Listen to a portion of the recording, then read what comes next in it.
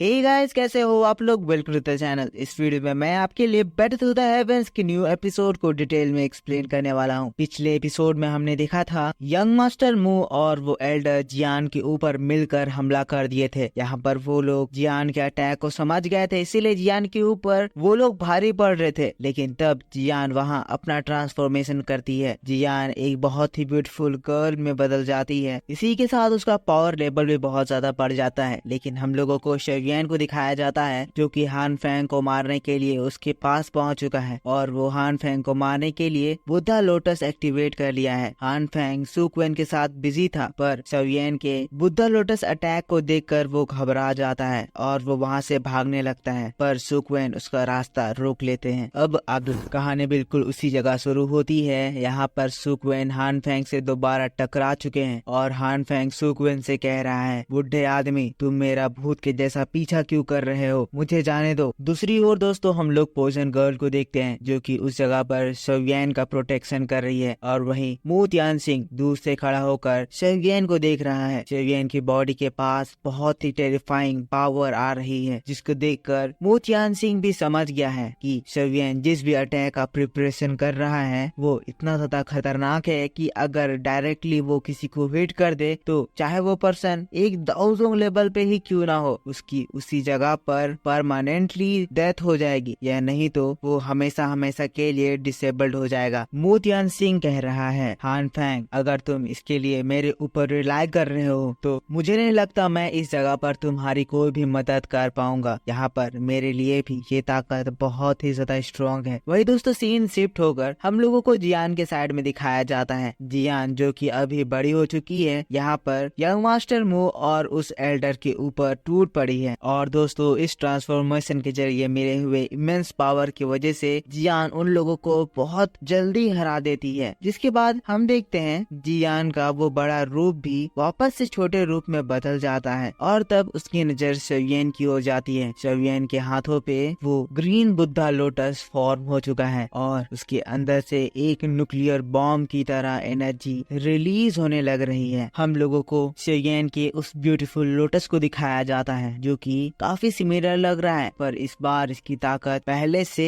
3 गुना बढ़ चुकी है। यहाँ पर शेवियन के पास 3 बहुत ही इमेंस पावरफुल फ्लेम्स थे जो कि सारा इस लोटस के अंदर कंडेंस हुए हैं। जिसके बाद शेवियन हान फेंग को मारने का एक मौका ढूंढ रहा है। अब इसके बाद हम लोग जियान को देखते हैं जो कि शेवियन के पास आ जाती है। यहाँ पर शेवियन जियान से पूछता है, तो तुमने उन लोगों को निपटा दिया? जियान खुश होकर हाँ में जवाब देती है। तब फिर शेवियन अपने स्टोरेज रिंग से एक हीलिंग पिल निकालता है और फिर जियान को देता है। जियान पिल खाकर बहुत ज्यादा खुश हो जाती है। लेकिन दोस्तों अपने लेफ्ट साइड में जब वो देखती है दूर आसमान में उसे बहुत सारे स्ट्रॉन्ग रोशनी दिखाई देते हैं। ये सारे लाइट्स स्ट्रॉन्ग पीपल के हैं जो कि यहाँ इसी ओर आ रहे हैं। शेवियन भी फिर ये नोटिस करता है और फिर कहता है, इसका मतलब हमें यहाँ पे सिचुएशन को जल्द से जल्द निपटाना होगा। जिसके बाद हान फेंग मू तियान सिंह और फिर हान फेंग को देखता है और फिर दोनों की ही ओर चिल्लाता है, कहता है, हान फेंग और मू तियान सिंह तुम में से कौन है जो सबसे पहले मेरे एंग्री बुद्धा लोटस के स्वाद को चखना चाहेगा? शेवियन की बात को सुनते ही तुरंत ही हड़बड़ाते हुए मू तियान सिंह कहता है, मास्टर चाओ रुक जाइए, सच में मैं सेक्ट लीडर शेवियन के ट्रिक से बहुत ही ज्यादा खुश हूँ और आपके लिए मैं तालियां बजाना चाहता हूँ। मुझे आपकी शक्ति का अंदाजा नहीं था, पर अब मुझे आपकी शक्ति का पूरी तरह से अंदाजा हो गया है और अब ये ब्लैक एम्परर सेक्ट आपके मामले पे कभी भी आज के बाद इंटरफेयर बिल्कुल भी नहीं करेगा। अगर मैंने आपको किसी भी तरह की प्रॉब्लम पहुंचाई है या फिर नाराज किया है तो उसके लिए मुझे माफ करिए और मैं यहाँ से अब जाना चाहता हूँ। इसके लिए मुझे अलविदा कीजिए। देख रहे हो दोस्तों मू तियान सिंह शेवियन के इस एंग्री बुद्धा लोटस को देखकर बहुत ही ज्यादा घबरा गया है। वो वहाँ से भाग रहा होता है। लेकिन तभी हम हान फेंग को देखते हैं जो कि मू तियान सिंह को फिर से भड़काने की कोशिश करता है। कहता है, मू तियान सिंह ये तुम क्या कर रहे हो? तुम इस लड़की की बातों पे मत आओ। वैसे भी तुमने इसे ऑलरेडी ऑफेंड कर दिया है और ये बाद में भी तुमसे बदला लेने जरूर आएगा। यहाँ पर मेरे साथ रहो और इन लोगों से फाइट करो। हम लोग इन्हें निपटा कर हमेशा हमेशा के लिए ये प्रॉब्लम यहीं पे सॉल्व कर देंगे। तो फिर मू तियान सिंह कहता है, हान फेंग अपनी बातों को तुम अपने ही पास रखो और मुझे और सजेशन देने की कोशिश मत करो। मैं तुमसे अब कोई भी रिलेशन नहीं रखता हूँ और मुझे तुम्हारे फाइट से भी कोई लेना देना नहीं है। तुम्हें मेरे बारे में सोचने की कोई भी जरूरत नहीं है। अगर तुम्हें सोचना है तो तुम अपने बारे में सोचो। जिसके बाद अपने बेटे को और उसके एल्डर को कमांड देता है कि वो लोग वहाँ से विड्रॉ करके तुरंत ही उसके पीछे आए और मू तियान सिंह वहाँ से निकल जाता है। अब तो हान फेंग इस जगह अकेला हो गया है। हान फेंग भी फिर चुपके से वहाँ से भागने की कोशिश करता है। तब शेरियन उसके ऊपर चिल्लाते हुए कहता है, हान फेंग मुझे बताओ सोल होल पैलेस ने मास्टर यालाओ को कहाँ कैद करके रखा हुआ है। जिसके बाद फिर हान फेंग जो कि अभी तक भीगी बिल्ली बना हुआ था एटीट्यूड में आकर कहता है, शेरियन तुम सोल पैलेस के कंपैरिजन में कुछ भी नहीं हो। अगर तुम्हें मास्टर यालाओ के लोकेशन के बारे में पता चल भी जाएगा तब भी तुम कुछ भी नहीं कर पाओगे। जिसके बाद हान फेंग आसमान की ओर देखता है जहाँ पर बहुत सारे लोग उन्हीं की ओर आ रहे होते हैं। ये लोग डीमन फ्लेम वैली के लोग हैं। अब ये चीज देखकर हान फेंग हंसते हुए कहता है, शेरियन तुम वो बोधि लिक्विड अपने पास ही रखो, पर तुमने डीमन फ्लेम वैली के जो लीडर को मारा है और उनका जो फायर चुराया है, उसके बाद डीमन फ्लेम वैली जो तुम्हारे साथ करने वाली है, तुम्हें पूरे क्लैन का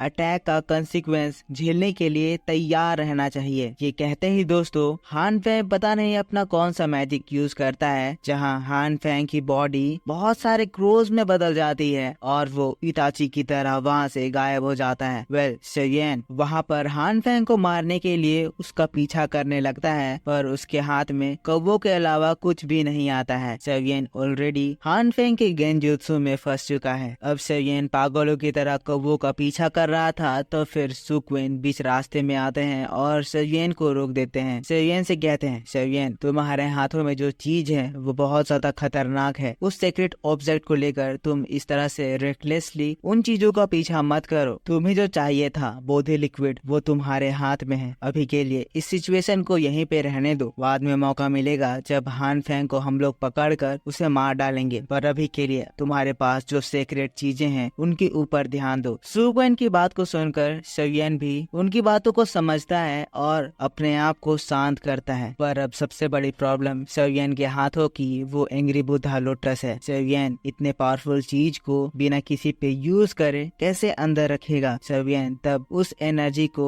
न्यूट्रलाइज करने की कोशिश करता है और इस प्रोसेस के दौरान शेरियन का हालत बहुत ज्यादा खराब होने लगता है। ये चीज बहुत ही ज्यादा खतरनाक है और इसीलिए अगर थोड़ी सी भी चूक हुई तो ये चीज शेरियन को तबाह कर देगा। बहुत ही ध्यान से वो एंग्री बुद्धा लोटस से तीनों फ्लेम्स को अलग करने लगता है और फाइनली शेरियन के डेडिकेशन की वजह से तीनों फ्लेम अलग हो जाते हैं और किसी तरह करके शेरियन उस एंग्री बुद्धा लोटस को सप्रेस कर देता है। पर यहाँ इन लोगों के ऊपर एक और बड़ा खतरा आ रहा है। यहाँ पॉइजन गर्ल जिसके बाद शेरियन के पास चली जाती है, कहती है तो क्या हम लोग हान फेंग को ऐसे ही जाने देंगे। तो फिर शेरियन थोड़ा से निराश होकर फिर एक सांस भर कर कहता है, हम लोग इस वक्त और ज्यादा केयरलेस नहीं हो सकते हैं। हमें सबसे पहले अकेडमी वापस लौटना चाहिए। अभी हमारे पास जो चीजें हैं वो बहुत ही ज्यादा इम्पोर्टेंट है। सबसे पहले हमें उन्हें सिक्योर करना होगा। सुक्वेन भी शेरियन की बातों से एग्री करते हैं और वो लोग वहाँ से तुरंत ही निकल जाते हैं। पर सीन शिफ्ट होकर हम लोगों को हान फेंग को दिखाया जाता है जो कि वहीं पहाड़ी के नीचे छुपा हुआ है। वो यहाँ पर उस डीमन फ्लेम वैली के लीडर के पास है, कह रहा है, जूनियर ब्रदर तुम चिंता मत करो, मुझे शेरियन का पता चल चुका है और मैं तुम्हारी मौत का बदला जरूर लूंगा। सीन यहाँ से शिफ्ट हो जाता है। अब उस समय के बाद रात हो चुकी है और शेरियन अपने दोस्तों के साथ एक जंगल में कैंप फायर जलाकर बैठा हुआ है। यहाँ पर ये लोग डीमन फ्लेम वैली के बारे में बात कर रहे हैं। वैसे भी demon flame valley already inner courtyard का दुश्मन था। अब तो शेरियन ने उनके लीडर को मार दिया है। अब वो लोग ऐसे ही चुप बैठने नहीं वाले हैं। यहाँ पर शेरियन घोस्ट डीमन का नाम ले रहा है। घोस्ट डीमन वही है जिसने फ्लेम वैली क्लैन का क्रिएशन करा था। हमें यहाँ पे पता चलता है कि वो घोस्ट डीमन एक 6 स्टार दाओ जोंग लेवल पर्सन है, इसीलिए वो लोग उसे हल्के में नहीं ले सकते हैं। लेकिन शाओली इन लोगों को बता रहा है, शेरियन तुम्हें इसके लिए टेंशन लेने की जरूरत नहीं है क्योंकि जो ये डीमन घोस्ट है वो ऐसे ही बाहर नहीं आता है। और अच्छी बात इसमें ये भी है कि वो